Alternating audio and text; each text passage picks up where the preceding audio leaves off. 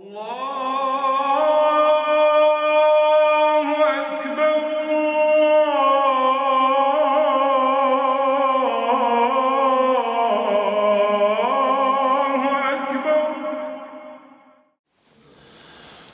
alaikum wa rahmatullahi wa barakatuh. Alhamdulillahi alladhi shara'a lana al-adhan نداء يرفع في الأرجاء للكل والإخوان فكان نداء للتوحيد ودعوة للصلاة وعبادة الله الواحد الديان أشهد أن لا إله إلا الله وحده لا شريك له رب السماوات والأكوان وأشهد أن نبينا وحبيبنا وشفيعنا محمد رسول الله إمام المرسلين وخاتم النبيين وصفوة خلق الله أجمعين نشهد بأنه بلغ الرسالة وأدى الأمانة ونصح الأمة وكشف الله به الغمة وجاهد في الله حق الجهاد حتى أتاه اليقين فصلوات الله وسلامه عليه وعلى آله وصحابته والداعين بدعوته والعاملين بسنته بإحسان إلى يوم الدين وبعد gjithë falënderimet dhe lavdërimet I takojnë Allahut Gjelle Gjelaluhu, vetëm ata falenderojmë dhe vetëm prej Tij ndihmë dhe falje kërkojmë, kurse salavatet dhe selamet I dërgojmë të dashmurit ton Muhammedit sallallahu alaihi wasallam, familjes së tij, shokëve të tij dhe gjithë ata të cilët pasojnë rrugën e tyre me të mirë deri në ditën e gjykimit. Të nderuar vëllezër, fillimisht lutim Allahun Gjelle Gjelaluhu që Allahu Dhul Gjelal ta pranon ditën e agjerimit nga ne dhe gjithë veprat e mira të bëra. Një ashtu vazhdojmë që të shpjegojmë rreth një rituali të Allahu Gjelle Gjelaluhu me të cilën jemi në vazhdim sipër duke u informuar e veçanërisht për disa kushte të vlefshmërisë së tij, me të cilët padyshim se kushtet në vlefshmërinë e tij dhe në saktësinë e tij, ato ndahen nga ato kushtet dhe rregullat e kërkuara që kanë të bëjnë me thirrjen hyjnore të ezanit në veti, për të cilën dhe folëm në dersin e kaluar, radhitjet e fjalëve, renditja e fjalëve e kështu me radhë. Dhe prej kushteve që kanë të bëjnë, të cilët janë si kërkesa që ndërlidhen me vetë muezinin në veti, që treguam që ai duhet që të I mban fjalët në vazhdimsi dhe mos të bën ndërprerje të mëdha në to, siç dhe ka prej kushteve të cilat me të vërtetë në to është vlefshmëria dhe saktësia e thirrjes së ezanit që na duhet ditur atë. Prej kushteve o vëllezër që inshallah shkurtimisht të njoftohemi, është një kusht që është si rregull bazë që të dimë se a është dhe a duhet të thirret ezani nga një person I vetëm apo ka gjasa dhe mundësi që të përzihet thirrja e ezanit në mes më shumë se një persona. A ka drejta nëse e lën dikush ezanin dhe ta vazhdon tjetri, ta thirr dikush tjetër në vazhdimsi të tij, apo ta ndajnë ezanin mes 2-3 personave për ta thirrur atë, apo që ndodh ndoshta dikun që e thirrin së bashku me zëra të ndryshëm duke u bashkuar bashkarisht në thirrje të ezanit, padyshim se në to vëllezër ka dispozita sipas shkollave juridike të dietarëve të mëdhenj të cilët vendosin kushtet duke reflektuar padyshim nëpërmjet argumentimit të Kur'anit dhe Sunetit të Muhammedit sallallahu alaihi wasallam, ato derdhen mundin e tyre nga dituria e madhe e tyre dhe ne I vendosën këto rregulla. Ezani kusht shart që të thirret nga një person I vetëm dhe nuk lejohet që të thirret së bashku me dikant tjetër, apo të bashkohen grup, apo dhe ta lën ky dikund dhe ta vazhdon tjetri.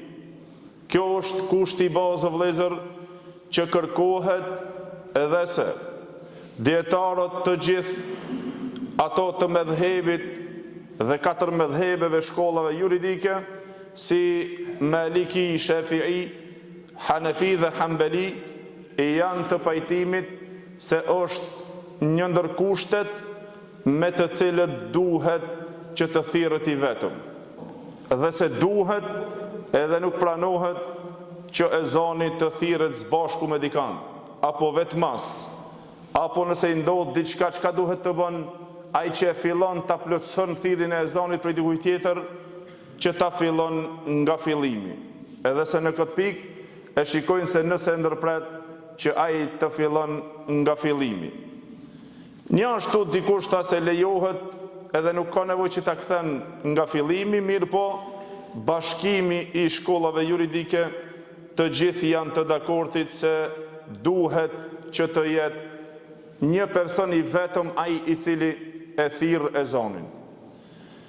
Meselja tjetër, o vëllezër, që duhet ditur është kushti i cili është nga kushtet që kërkohet, dhe ajo është mashkullarësia, mashkullariteti në thirrjen e ezanit për burrë. Kusht që për të u thirrur ezani të jetë burrë dhe të jetë mashkull, dhe kjo është nga kushtet e kërkuara edhe dispozita si qëndron, se a është e lejuar që të thirrin gratë ezan, a është ndaluar mashkullarësia, a është kusht e vlefshmërisë e ezanit, apo nuk është kusht. Në to dietarët u ndan në disa mendime në këtë dispozitë, vëllezër. Për të u futur dhe për ta kuptuar këtë çështje, padyshim se duhet kuptuar një send me rëndësi, dhe ajo është se dhikret të cilat bëhen të adhurimeve, çdo dhikr që të përmendish Allahun xhel xhelaluhu, nëse ato janë në raste të veçanta apo janë për anën përgjithshme për me përmendur Allahun, për me bën një dhikr të posaçëm në ndonjë vend e kështu me radhë, padyshim se dhikret ndahen në dy pjesë. Të gjithë dhikret, të gjithë adhkarat ndahen në dy lloje.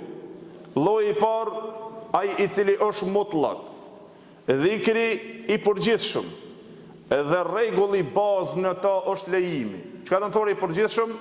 Në cilën do kohë, në cilën do moment, në cilën do vend, ti e përmend Allahun xhel xhelaluhu sido që ti dëshiron. Të thuash subhanallah, të thuash elhamdulillah, të thuash astaghfirullah, e të thuash la ilaha illallah, nuk ka afat kohor, vend caktuar apo ndonjë sezon caktuar që ti kur e bën kur të duash, dhe në to rregulli bazë, në to el aslu el ibah. Rregulli bazë është se është e lejuar. Mirë po, lloji i dytë është dhikri muqayyad. Ai dhikr i cili është i kufizuar. Dhikri i kufizuar, o vëllezër, çka do të thotë i kufizuar? Dhikret të cilët janë të kufizuara me kohë, me moment dhe me vend. Sikur që, për shembull, të bësh dhikrin 33 herë subhanallah, 33 herë elhamdulillah dhe 33 herë Allahu akbar pas namazit, këto atë bëhet pas namazit, aty është vend çështje e caktuar, e kufizuar. Të bësh dhikrin e mëngjesit, kohë e kufizuar. Të bësh dhikrin e mbrëmjes, kohë e kufizuar. Dhikri i hyrjes në xhami, dhikri i daljes në xhami, me kohë dhe me vend të caktuar, të kufizuar. Të gjithë këto dhikret e kufizuara, të cilët janë këto, padyshim se rregulli bazë në to është ndalimi. Përveç nëse ka argument që e lejon një çështje të tillë. A mund vjen dikush edhe të thotë se tash pas xhumos do të ulemi dhe do ta bëjmë një 1000 herë një dhikr? Kush e ka thonë këto? Cili argumente e lejon këto? Pra nuk lejohet dhe nuk argumentohet dhikret të cilët janë muqayyad. Çdo dhikr i cili është muqayyad, i cili është i kufizuar, ai dëshiron argument të veçantë. Po nuk e pat argumentin e cila e lejon, ta dish se me të vërtetë atëherë do të thonë bjen në ndalimin e cila është e ndaluar. Dhe njëra prej dhikreve të kufizuara padyshim se ezani dhe ikameti janë nga dhikret e kufizuara që rregulli bazë në to është ndalimi përveç argumenteve të cilët e lejojnë një çështje të tillë. Edhe se të thirret ezanin nga një grua, a është e lejuar, cila është dispozita e thirrjes së ezanit dhe kushti i cili kërkohet mashkullariteti edhe të jetë mashkull të jetë burr patjetër kur të thirret për burrat. Dietarët të vëllezër në to ndajtën në disa mendime. Mendimi i parë në të cilën shkuan shumica e dietarëve në ato se nuk lejohet që të thirr ezan gruaja. Nuk i lejohet as ezanin edhe as ikametin. Dhe se padyshim se e llogaritën një nga kushtet e vlefshmërisë së ezanit. Dhe se këtu duhet të jetë patjetër mashkull për në thirrjen e burrave. Kur të thirret ezani haptazi, të thirret, nëse e bën të thirret gruaja, që ta thirrë ezanin me zë, jo por arsye se në to vëllezër dietarët u bashkuan një shumicë e madhe dietarëve, mirë po ndryshuan në ato se a është kusht i vlefshmërisë dhe saktësisë apo është një ndër sunetet me të cilët duhet vepruar. Edhe pse në to shkuan dietarët si të mëdhëbeve Maliki, Shafi'i dhe Hambeli, edhe zgjodhën njërën prej tyre edhe një pjesë e Hanefive, që me të vërtetë se duhet të jetë mashkullariteti prezent edhe nëse thirret nga një gruaja, ai ezan nuk është i vlefshëm. Edhe se duhet që të thirret prej në fillim. Por në ato të cilën e Ceku el-Keseni në librin el-Bada'i us-Sana'i të Hanefive, tha se nuk e kanë llogaritur si kusht prej saktësisë, mirë po te Ebu Hanife rahimullah tha urrejhet që një grua të thirr ezanin. Edhe se padyshim se në to vëllezër është çështja e thirrjes së zërit të saj që duhet të ndëgjojnë të gjithë njerëzit. Edhe se zëri i femrës është aurat dhe është fitnë në veti. Ku një shumicë e dietarëve, të cilët e kanë lejuar dhe shikimin të muezini kur ta thirr, ke drejta me shikuar atë e si të jetë prezent një femër që ajo ta thirr ezanin. Kjo normal që na e dim, edhe se kështu ka rrjedhur loza e këtij dhikri të caktuar dhe të kufizuar që nga koha dhe epoka e Muhammedit sallallahu alaihi wasallam, që nuk ka të paraardhësit ton dikush i cili e ka arritur kohën që ka thirrur grua në të ezan, e as që e ka caktuar pejgamberi sallallahu alaihi wasallam ndonjë grua për të thirrur ezanin as ikametin. Mirë po kjo, normal që i takon o vëllezër asaja që ka të bëjnë për burrat, pra të thirret me lajmin e hapur, nëse thirret me lajmin e hapur. Edhe disa shkuan në ato sop, nëse e ka thirr a vlen që të thirret përsëri ezani dhe ka humbur vlefshmëria, dikush tha që ndoshta nuk është problem nëse është thirr, mirë po ajo e cila është bashkimi i dietarëve, një shumicë e madhe, ku tha Ibn Qudame rahimullah, tha nuk di në to polemik të dietarëve ku shumica të cilët janë ndarë në thirrjen e ezanit të gruas, tha janë shumica e dietarëve o në ato haram o në ato mekruh, se është e urrejtur. Pra sikur që cekëm, dikush prej tyre e ka ndaluar, e dikush prej tyre e ka urrejtur për shkak ndoshta që nuk e sheh kushtësinë në to për thirrjen e ezanit. Po meselja e cila duhet që të dihet një ashtu që rrjedh, cila është dispozita e thirrjes së ezanit për gratë në vetveten e tyre kur janë vet ezanit dhe ikametit, edhe në prezencën kur janë me gratë tjera. A lejohet që gruaja të thirrë ezanin dhe ikametin kur është prezent me gratë e tjera, nëse është me një të bëjmë vetëm me gratë e tjera, dhe nëse është vetë, a duhet thirrur ezanin dhe ikametin? Padyshim se në to ndryshuan mendimet e dietarëve me shumë fjalë.